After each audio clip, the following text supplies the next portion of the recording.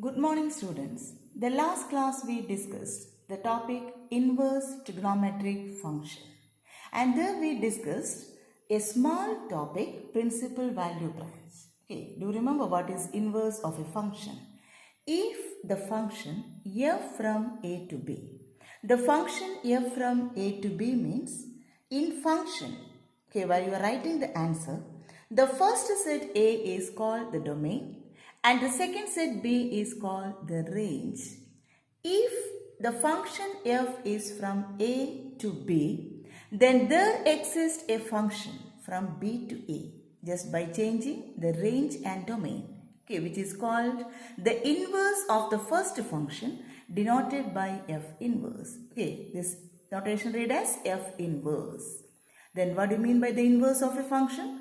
Inverse of a function is a function obtained by changing the domain and range. Okay, it is not by taking the reciprocal or not by changing the sign. Okay, it is just by changing the domain and range. Okay, and the last year in +1 we have studied the principal solution. Do you remember? Okay, example, sin x equal to 1 by 2. Find the principal solution or solve the equation sin x equal to 1 by 2 means we have to find the value of x. That means sine of which angle is 1 by 2. Sine of which angle is 1 by 2. We know the sine x 1 by 2. The trigonometric ratio sine is positive. In which quadrant sine is positive? The last year we discussed the values and the quadrantal values of trigonometric functions. Do you remember? See the table? Okay, sine, the value 0 degree, 30 degree, 45 degree, 60 degree, 90 degree. Okay, inside the radian measure also. 30 pi by 6, 45 pi by 4, 60 pi by 3 and 90 pi by 2. That all we discussed in +1. Okay, these are the values sine 0, 0, 31 by 2. Okay, you should by heart this table. You know this table. Okay, and the quadrantal ratios, the quadrant. In first quadrant, the first quadrant is from 0 to 90. The first quadrant is from 0 to 90. Second quadrant is from 90 to 180 and third quadrant 180 to 270 and fourth quadrant 270 to 360. In first quadrant, the angle is denoted by generally theta. That theta is always in the table. And second quadrant is up to 180 and the angle in the second quadrant is denoted by 180 minus theta. And in third quadrant, the angle is 180 plus theta.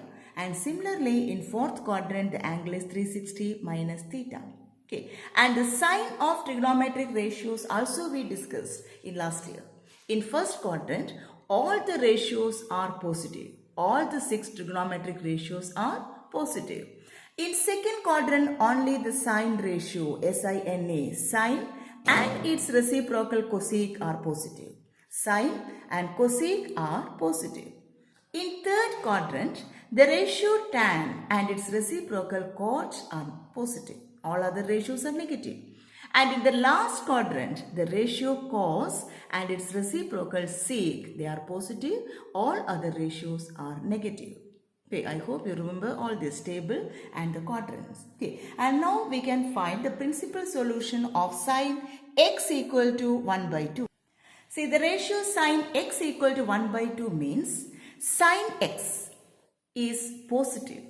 Okay, from the quadrant, we know sine is positive in first and second quadrant. Okay, that means our principal solution lies in first and second quadrant. In first quadrant, from the table, we can find the value x equal to 30 degree or pi by 6 radian.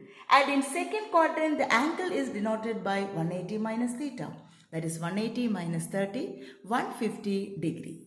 Okay, that is we got two images. If sine x equal to 1 by 2, the function x has two values or two images.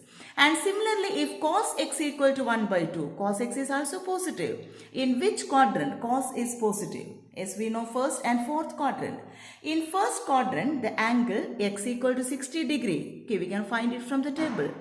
In fourth quadrant, the angle is denoted by 360 minus theta.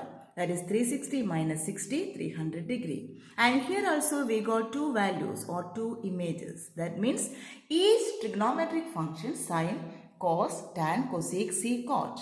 Okay, it has two images. But if the function is invertible, from the first chapter we know it must be both 1, 1 and onto.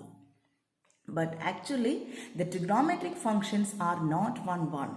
Each function has at least two images. Okay. For making it as 1, 1, we have to restrict the domain. We have to restrict the domain. The restricted domains are known as principal value branch.